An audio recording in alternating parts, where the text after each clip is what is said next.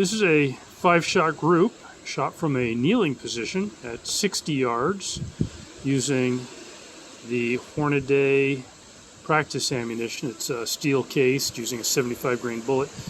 The rifle that I shot it from was equipped with basically a pistol mounted optic, a red dot, no magnification, and it's surprisingly accurate.